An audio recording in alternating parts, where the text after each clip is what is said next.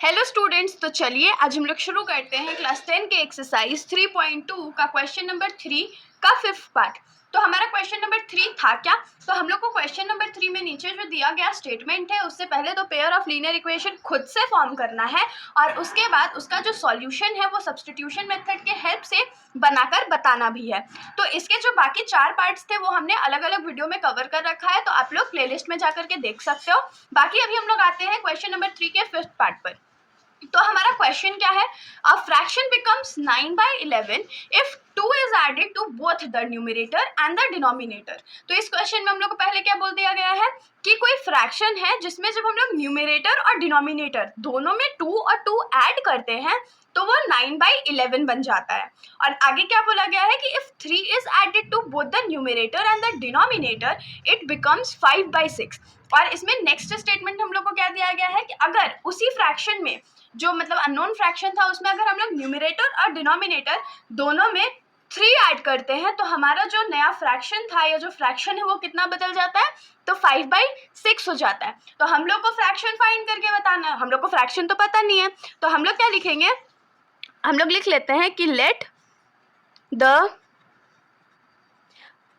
Unknown fraction, क्योंकि fraction हम लोग को पता नहीं है तो वो तो हम लोग के लिए अननोन ही है।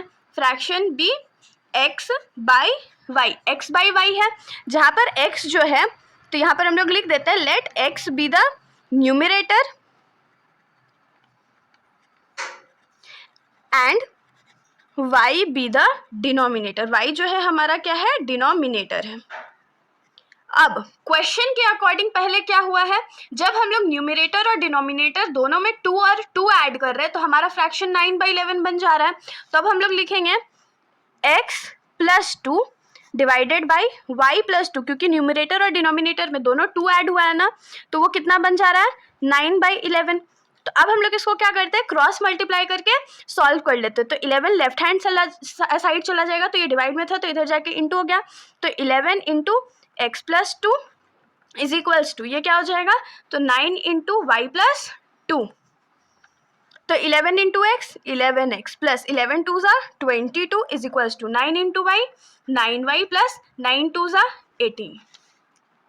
तो अब ये क्या हो जाएगा? 11x इधर ही रहने देते हैं, 9y को राइट साइड से लेफ्ट साइड में लेके आते हैं तो ये माइनस 9y हो जाएगा, प्लस 22 और 18 प्लस में है तो इधर आके माइनस 18 हो जाएगा और इज इक्वल्स टू 0 हो गया।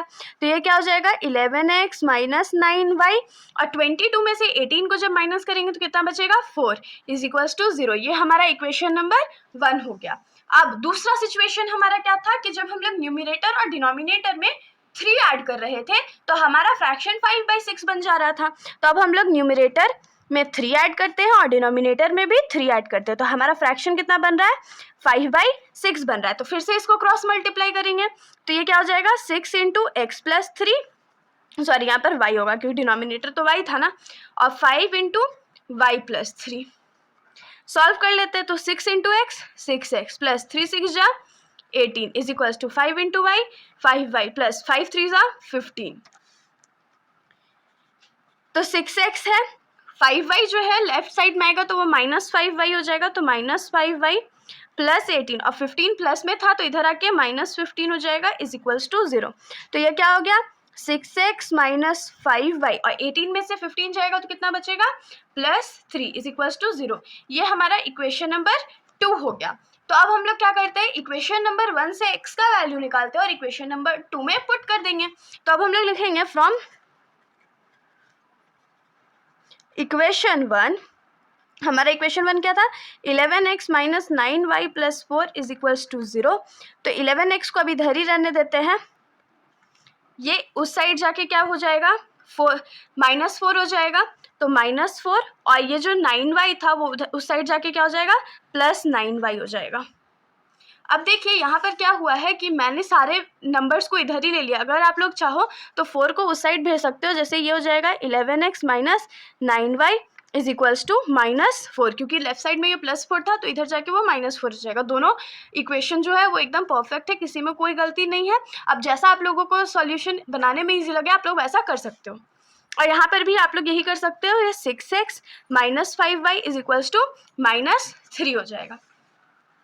तो x का वैल्यू यहाँ से हमारा क्या आ जाएगा, -4 प्लस 9y बाई 11। अगर हम लोग इसको थोड़ा सा अरेंज कर लें तो x का वैल्यू हमारा क्या हो जाएगा, x is equals to 9y -4 by 11। अब x का वैल्यू आ गया तो हम लोग उसको इक्वेशन नंबर 2 में पुट कर लेते हैं। तो हम लोग लिखेंगे put x is equals to 9y -4 by 11 in equation 2। तो इक्वेशन 2 हमारा क्या था, 6x minus 5y plus 3 is equals to 0। लेकिन अगर हम लोग चाहे तो इसको क्या कर सकते हैं, 3 को इस साइड भेज कर माइनस में कर सकते हैं। तो ये क्या हो जाएगा, 6x minus 5y is equals to -3। अब x का जो वैल्यू हम लोग निकाले वो पुट कर देते हैं। तो ये 6 into 9y minus 4 by 11 minus 5y is equals to -3 हो जाएगा। तो 6 9 जा 54y माइनस 6 4 जा 24 whole divided by 11 minus 5y is equals to -3 हो जाएगा। अब इन दोनों को सॉल्व करने के लिए हम लोग को एलसीएम लेना पड़ेगा। तो हम लोग एलसीएम ले लेते हैं। तो 11 बन जाए 11 और 1 इंटू 54, तो ये 54y माइनस 24 ही रहने वाला है, माइनस 11 5 जा 55y is equals to -3।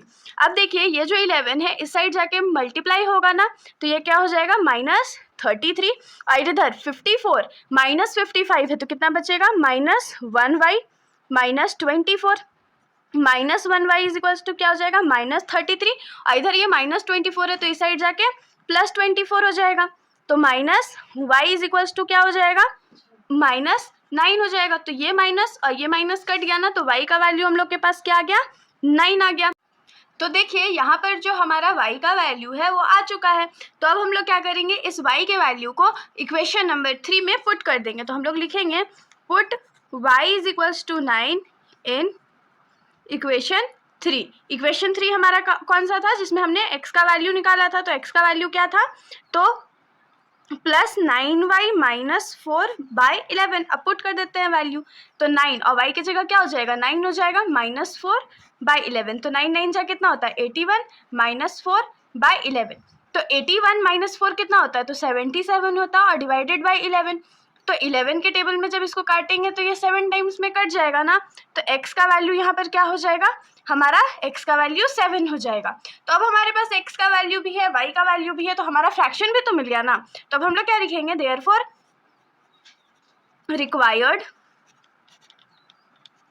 Fraction is x by Y. x by y हमने माना था और x बाई वाई की जगह हम लोग क्या लिखेंगे, 7/9। और ये हमारा आंसर हो गया।